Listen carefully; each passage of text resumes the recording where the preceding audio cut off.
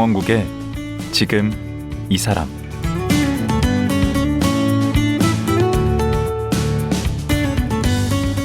안녕하세요. 강원국입니다. 어제에 이어 김영미 PD와 얘기 나눠봅니다. 탈레반이 아프간을 장악하면서 국민들 모두가 두렵겠지만 그 중에서도 여성들의 고통이 극심해 보입니다.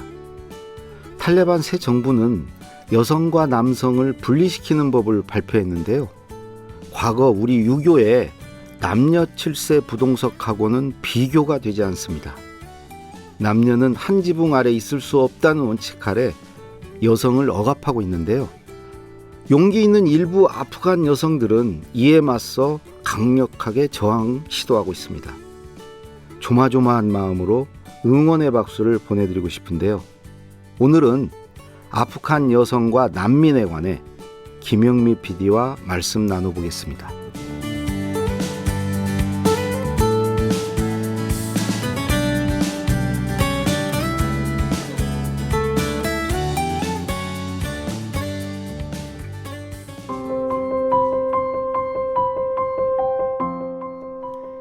김영미 PD는 대학에서 행정학과 사진을 전공했습니다.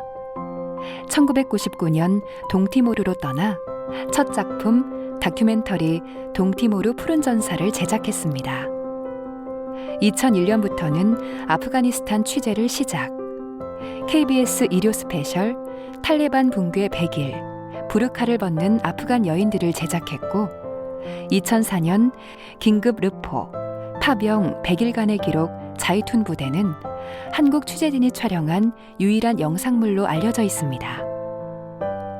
2006년 소말리아 해적에게 납치된 동원호 선원들을 직접 취재한 조국은 왜 우리를 내버려 두는가를 제작했습니다. 20여 년간 전 세계 80여 개국을 취재했고 현재는 다큐앤드뉴스라는 제작사 대표이며 한국 독립 PD협회 대외협력위원회 위원장을 맡고 있습니다.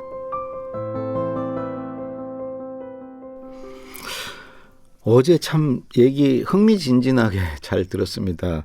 특히 탈레반에 대해서 제가 가지고 있던 어떤 고정관념 이런 것들이 많이 좀 바뀐 것 같고요.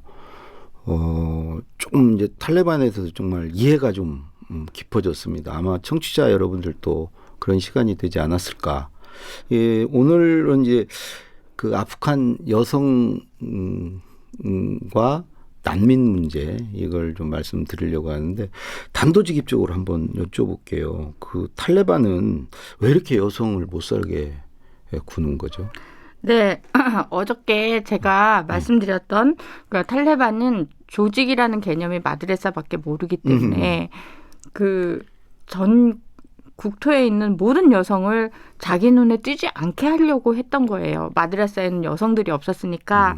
그리고 꼬란 해석을 이슬람 원리주의로 해석하다 보니까 여성을 보호한다는 것이 그 집 안에다가 안전하게 놔둔다로 잘못 알고 있는 거예요, 이 사람들이. 원래 이슬람에서는 그렇게 해석하는 게 아닌가 보죠.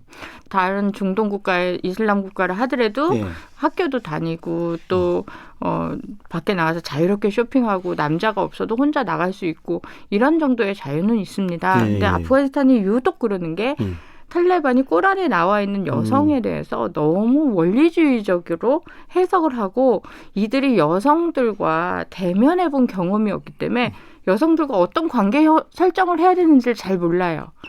큰 문제네. 네, 그러다 보니까 여성이 남자들의 그 세계로 들어오는 것, 그거에 대해서 굉장한 그 반감이 있고 또 여성이 무언가 의견을 내는 거에 대해서 전혀 가치가 없다고 생각을 해요. 왜냐하면 그런 걸 본 적이 없기 때문에 이런 집단이 모여 있는 게 탈레반이에요.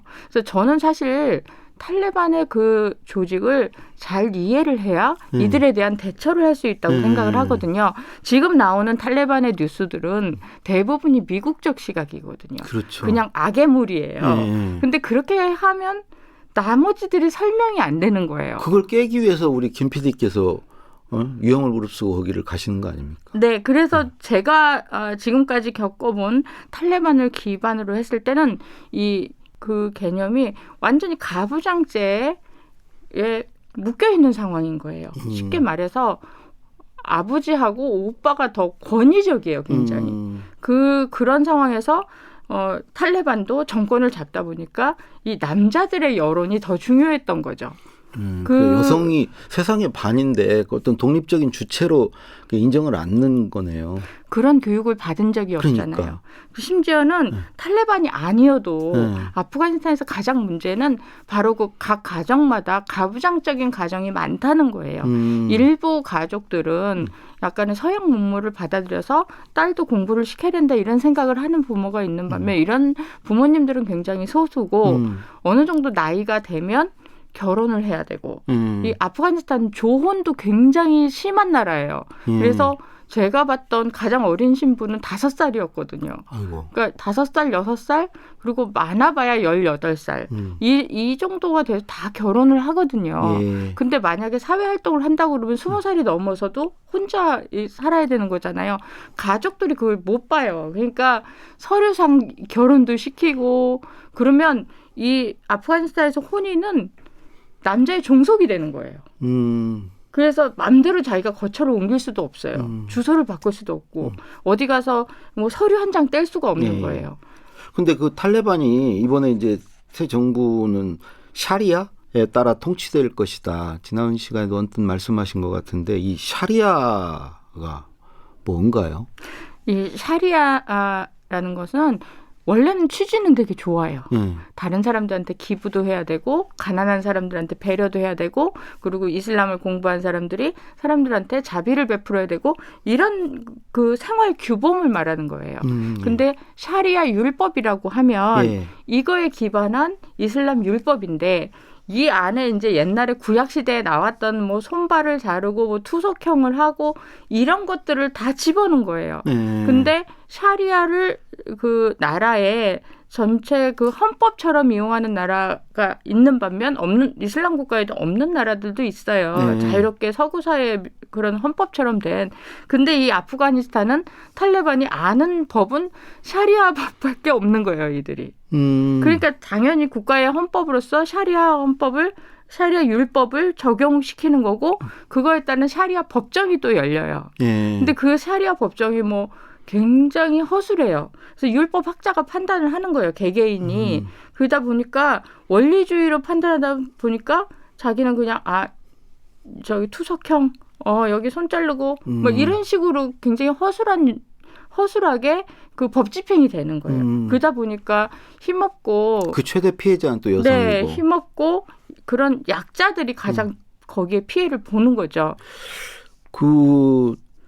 막상 그때 이제 취재 가셨을 때 우리 김 PD님 여성으로서 뭐 사람들이 이게 신기하게 쳐다보고 그랬다고 그러셨잖아요. 그때 좀 이렇게 위협을 받거나 좀 두렵지 않았나요? 처음에 이제 시장을 찍는데 사람들 몰려들 때 되게 무서웠었어요. 왜냐면 이 군중이 몰려드는 게 여기서 빠져나갈 수도 없겠다라고 생각하니까 되게 무서웠는데 그 다음부터는 이동할 때는 브로카를 쓰고 그리고 통역이랑 같이 다니고 또 여러 다른 스태프들도 또 생겼고 그리고 이제 차로 이동하고 그러면서 이제 조금씩 저도 이제 살 길을 모색했죠 그때. 그리고 가장 문제가 여성을 촬영하려고 그러면 아버지나 오빠의 허락이 있어야 되는 거예요. 그 취재가 어렵구나. 네, 섭외가 어려웠었어요. 근데 그거 말고도 이게 여성을 억압하는 악습들이 많이 있다고들 하던데. 네, 제가 아프가니스탄에서 촬영했던 것 중에 하나가 명예살인이었어요. 그러니까 명예살인을 촬영하게 된 계기는 카불의 톨로TV라는 그 방송사가 있는데 거기에 메인 아나운서가 저하고 좀 친했던 아프간 아가씨였거든요. 근데 그 아프간 아가씨가 친오빠에 의해서 명예살인된 거예요. 그래서 그것 때문에 제가 너무 가슴이 아파서 아프가니스탄 명예살인에 대해서 다큐멘터리를 좀 만들어보자. 그래서 아프가니스탄에서 이제 그 다큐를 만들 때 수많은 그 명예살인 당한 그 피해자의 가족, 피해자이자 가해자. 근데 그 명예살인이 뭔지부터 좀 얘기를. 그 명예살인은 뭐냐면 가문에 명예를 더럽혔을 때 그 가족의 일원이 직접 살인하면서 명예를 회복하는 게 명예살인이에요. 그 가족 안에서. 네, 우리 옛날에 은장도로 자결하라 그런 거랑 비슷한 거예요. 근데 지금까지도 거기는 우린 조선시대에 있었던 게 지금까지 남아있는 거죠, 그게. 그 이슬람과 사실 상관이 없는 게 명예살인에 대해서는 중동도 많거든요. 중동 아프리카에도. 중동에서 명예살인 취재할 때는 기독교 집안도 굉장히 많았어요. 아, 그래요? 네, 기독교, 그러니까 요르단 같은 경우도 10%가 기독교인인데 그 안에서도 명예살인 건수가 일어나기도 했습니다. 그래서 그렇게 생각했을 때는 명예살인은 그 사회에 그 문명화되지 않은 단계에서 옛날의 악습이 아직 안 없어진 단계인 거죠. 근데 이게 이제 이슬람의 폐해처럼 서구 사회는 알려져 있는 상황이에요. 그래서 아프가니스탄 여성들의 상황을 가장 잘 보여주는 게 그 명예살인의 상황이었던 것 같아요. 그거를 어떻게 그러면 그게 개선이 될 수 있죠? 그 아프가니스탄에서 가장 부족했던 게 교육제도입니다. 아, 교육. 네, 그 교육을 시키려고 하면 마드레사를 보내서 글을 가르치고 그러다 보니까 탈레반 병사가 되는 거예요. 그렇다고 그러면 보편 타당한 그 인간으로서 뭔가 학습되는 가장 기본적인 교육 시스템이 갖춰졌어야 되는 거죠. 그래서 그걸 통해서 사람들에게 생명의 소중함, 아무리 명예살인이 거기에 풍습이다 하더라도 생명이 없어지는 거에 대해서는 전 세계 누구라도 반대를 해야 된다고 생각을 해요. 그래서 그런 생명의 소중함을 느낄 수 있는 교육이 어릴 때부터 되면 이게 조금씩 없어지겠죠. 근데 아직까지 아프가니스탄 교육 시스템에서 그것까지가 정착이 안 된 거예요. 그러다 보니까 명예살인이 굉장히 빈번하고 또 시골로 갈수록 더 심하거든요. 그래서 이런 거는 여성의 인권이라기보다 사람에 대한 문제네. 정말 기본적인 인권이라고 저는 생각을 해요. 그때 저 뉴스 외신 보면 그 현지에서 그 용기 있는 여성들이 뭐 시위도 하고 그런 분위기에서도 그렇게 나서는 여성분들 많이 있는 것 같던데. 네, 20년이라는 그 시간 아프가니스탄 전쟁이 일어나고 그리고 전 세계가 그래도 원조금을 그 원조금을 모아서 보내주고 그래도 그동안 약간의 문명화된 교육이 20년 동안 진행이 됐거든요. 거기서 성장한 여성들에게 있어서 다시 옛날에 뭐 엄마가 살았던 그 탈레반 시절에 그걸로 돌아간다는 것에 대해서 반감을 가진 여성들도 분명히 있겠죠. 그 중에서 이제 지식인들, 그동안 이제 여성들도 학교를 다닐 수 있었고, 또 대학까지 졸업할 수 있었고, 또 관리 중에도 여성 관리들이 대거 채용이 됐었고, 그랬기 때문에 그 여성들에게 있어서 그 여성들은 인식이 굉장히 높은 편이다 보니까 탈레반의 그 무력에도 자신들은 나와서 시위를 하고 있는 상황인데 제가 되게 걱정했던 게 대량 학살을 할까 봐 되게 걱정했었거든요. 근데 지금 현재 여성들에게 그 시위가 일어났을 때 그렇게 옛날처럼 옛날에 탈레반 시절에도 여성들이 부르카 쓰고 시위를 했었대요. 그때는 거진 다 총으로 쏴 죽였다고 하더라고요. 근데 지금은 그 정도는 아니어서 여성들이 계속 용기를 가지고 시위를 함으로써 그게 서구 사회에 비춰지게 되고 또 탈레반 정부가 지금 제일 무서워하는 게 뭐냐면 합법 정부로 인정 못 받을까 봐. 국제사회 시선을 의식하는 거구나. 그렇죠. 예, 과거의 테러 단체잖아요. 지금 총리 새로 내각이 들어서서 총리 3명이 이렇게 임명이 됐는데 이들이 다 옛날에 수배자들이었어요. 테러 수배자들. 그 탈레반 체제 이번 이제 체제 이전에 그 아까 말씀하셨듯이 여성 관료들도 많이 생기고 정치인들도 비중이 높아졌다고 그래요? 그게 어느 수치를 보니까 우리나라보다 높던데 국회의원 여성 비율이? 네, 미국이 아프가니스탄 정부를 내세우면서 전쟁 명분 중에 하나가 여성 해방이잖아요. 그래서 그 여성 해방을 수치화시켜서 시각화시키는 것 중에 제일 좋은 게 바로 의회에 그 의원들을 여성으로 바꾸는 거죠. 그래서 여성들을 좀 기용할 수 있도록 많이 압력을 냈었고 그거는 미국이 여성 인권에 특별히 관심이 많아서라기보다 아프가니스탄 전쟁에 정당성을 좀 더 키우고 싶은 마음이 아니었나 이렇게 생각을 해요. 그럼 거기도 그 이전 정부에서 선거를 치렀나요?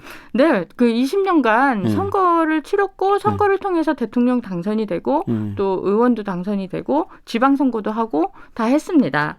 그래서 정상 국가라면 그 선거라는 민주주의 절차를 통해서 정권을 잡는 거잖아요. 그렇죠. 근데 탈레반은 그냥 밀고 들어온 거예요. 예, 예. 서로 합의에 의해서 밀고 들어왔긴 하지만 예. 그래서 정상적인 민주주의 그 수순을 밟지 못한 정부이기 때문에 거기서부터 합격점이 아닌 거예요. 국제사회로부터.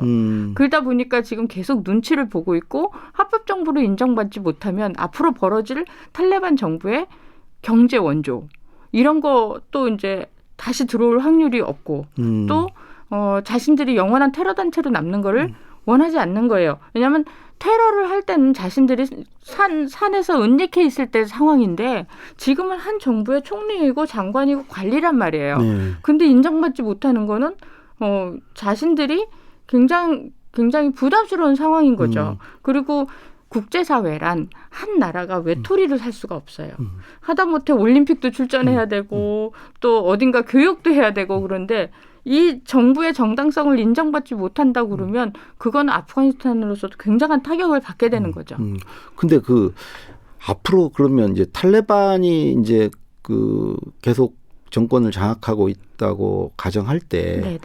우리나라가 지금 아프가니스탄 외교 관계가 있잖아요. 아프가니스탄과 한국은 서로 수교 국가입니다. 지금 현재 탈레반 정권이라고 해서 이 수교를 단절할 수도 없는 거잖아요. 그러니까 아마도 미국이 어떤 자세를 취하냐에 따라서 전 세계의 다른 나라들도 따라서 할 거고 근데 여기에는 제 개인적인 생각에는 그 만약에 탈레반이 합법 정부로 인정을 받고 싶다면 조건을 걸어야 된다고 생각을 해요. 여성의 인권을 서구 사회 정도 수준의 국제사회 기준에 맞는 정도까지 제도화해주고 또 테러나 이런 것과 분명히 테러 단체와 단절됐다는 그런 선언을 좀 해줘야 되는 거예요. 그래서 그렇게 했을 때 다른 나라들이 탈레반을 인정할 수도 있지만 지금으로서는 감정적으로 20년 동안 테러 단체였던 그 탈레반이 어떻게 지금 합법 정부로 인정이 되겠어요? 이거 뭐 사실은 제가 부끄럽지만 저도 전공을 이제 그쪽을 했는데 오늘 들어본 소리가 다 처음 들어보는 소리고 그냥 귀에 쏙쏙 들어오고 한데 마지막에 지금 말씀하신 두 가지 전제 조건 여성의 인권하고 그 테러와의 단절 그거를 전제 조건으로 해서 이제 다른 나라하고 저 외교 이제 정상 국가로 이제 갈 수 있다. 그거는 그 좀 탈레반들이 들었으면 좋겠네요.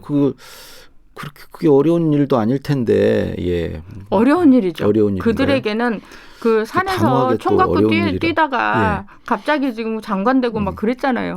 이거 20년 전에 이 사람들은 그 상상도 못했던 일이에요. 그러니까 지금 당황스럽고 사실 자신들 조직 정비하기도 되게 바쁠 거예요.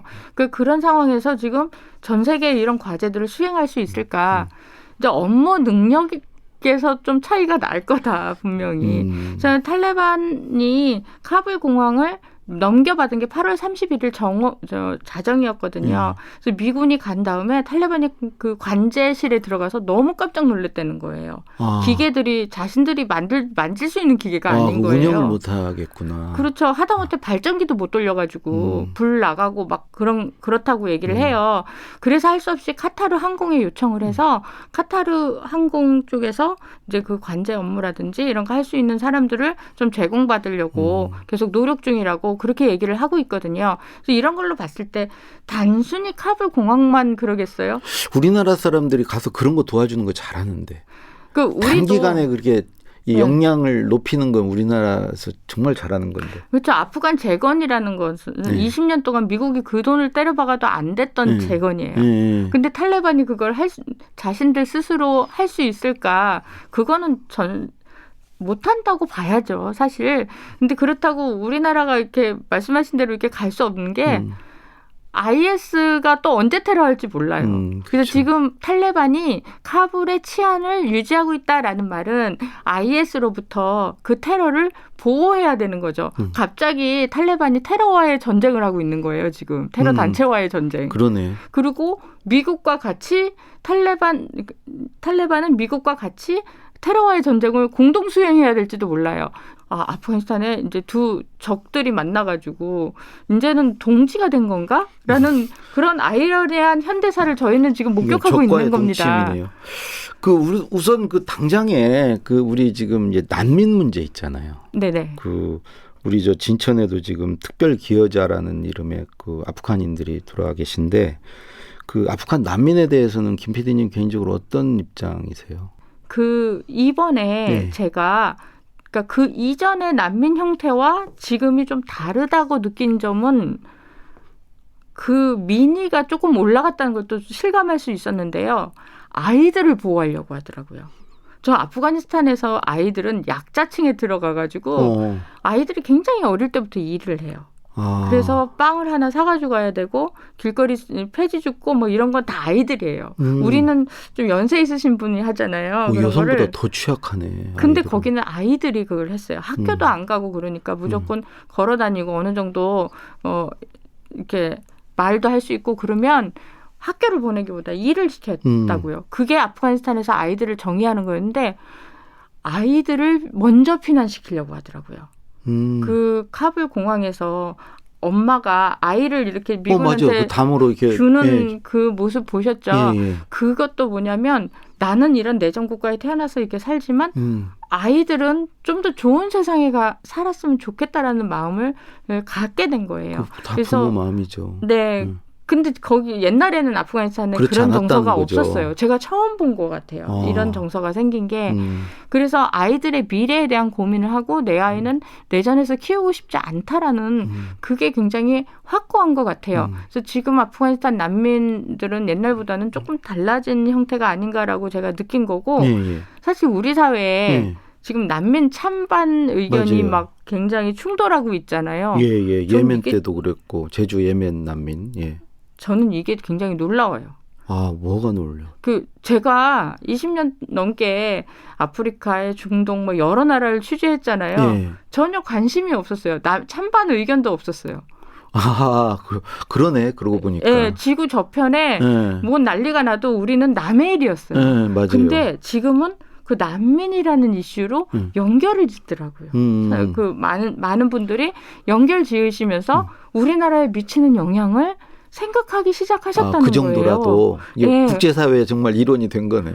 굉장한 발전인 거예요. 그래서 제가 사실 뭐 어디 중동 같은데 시골 구석에서 막 이게 취재를 하면 전 세계적으로 되게 중요한 뉴스긴 해요. 근데 한국에 들고 오면 이거 그냥 뭐 별로 알고 싶지 않은 내용 혹은 모르는 내용이잖아요. 그래서 항상 소외받았던 게 국제 뉴스였는데 지금은 우리 국민들이 그거에 관심을 많이 가지셔갖고 찬반 의견이 막 서로 부딪히는 걸 보고 전 되게 뿌듯한 거예요. 이만큼 우리가 국제사회 일원이 됐구나. 결국은 반대하는 의견도 미래의 우리 난민 정책에 많은 기여를 할 거라고 생각하거든요. 그래서 찬반 의견이 이렇게 많이 올라오는 거는 굉장히 긍정적인 거입니다. 그래서 우리 세대가 아니라 다음 세대에서는 더 좋은 난민 정책으로 갈 수 있는 토양이 될 거라고 저는 생각을 해요. 이제 시작인 것 같아요. 그럼요. 이제 시작이죠. 그래서 지금 활발하게 논의되고 있는 이게 저로서는 굉장히 감격스럽고 놀라운 일입니다. 그러니까 이제 난민을 많이 받아들여야 된다는 입장이신 거죠? 저는 저널리스트이기 때문에 그 난민을 받아들이는 그 상황 거기에 모든 사람들이 정확한 정보를 가지고 판단해야 된다고 생각을 해요. 그 난민 반대하시는 분들이 가짜 난민 얘기하시잖아요. 그러면 가짜 난민으로 판단하시는 그런 근거가 있어야 된다고 생각하거든요. 저의 직업은 그 근거가 될 수 있는 정확한 정보를 현지에서 가지고 오는 게 저의 직업입니다. 그래서 찬반 논란 자체에 어떻게든지 제가 현지에서 정확한 정보를 가져올 수 있도록 열심히 취재를 해야죠, 현장에서. 마지막으로 앞으로도 계속 분쟁 지역 계속 다니실 계획인가요?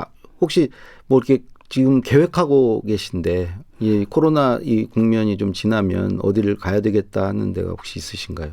네, 코로나 시기엔 나갈 수는 없었지만 그래도 제가 그 미얀마 안에 언론사를 세워서 계속 미얀마 취재를 원격으로라도 계속 하고 있었어요. 그리고 이제 앞으로 전 세계 어디가 됐던 국민들의 의식 수준이 이제 국제화되고 있기 때문에 그 입맛에 맞추려면 현장에 가서 진짜 정보를 가져와야 되거든요. 여기서 추측해 갖고는 잘 몰라요. 그래서 저는 현장 중심으로 취재하는 것을 기본으로 할 거고요.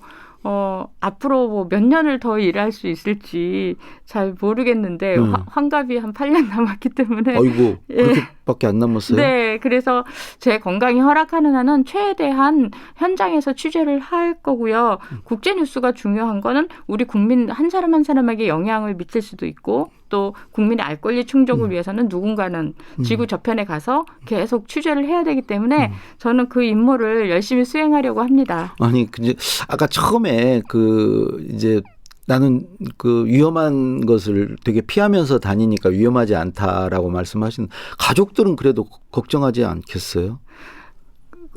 취재 갈 때 어느 나라 간다는 얘기는 잘 안 했어요, 제가. 그래서 어디로 가는지는 잘 모르고 방송 나가면 이제 그때 아셔가지고 뭐 아실 때는 이미 눈앞에 있기 때문에 조금 충격을 좀 완화시키는 그런 역할을 좀 했었죠. 근데 저도 이제 아이가 많이 성장해서 20대 후반 젊은이이고 그래서 이제 자기 인생을 가기 때문에 엄마를 많이 이해해주고 또 엄마 하는 일이 무엇이나 이제는 알 수 있는 나이여서 예전보다 훨씬 편해졌어요.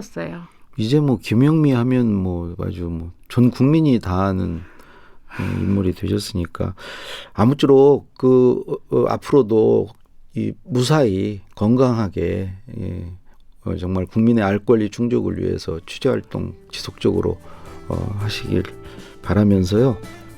이제 이틀 동안 나눈 얘기 여기서 마무리해야 되겠네요. 네, 감사합니다. 나와주셔서 정말 감사했습니다. 네. 아프간 사태와 관련해 김영미 PD를 만났습니다.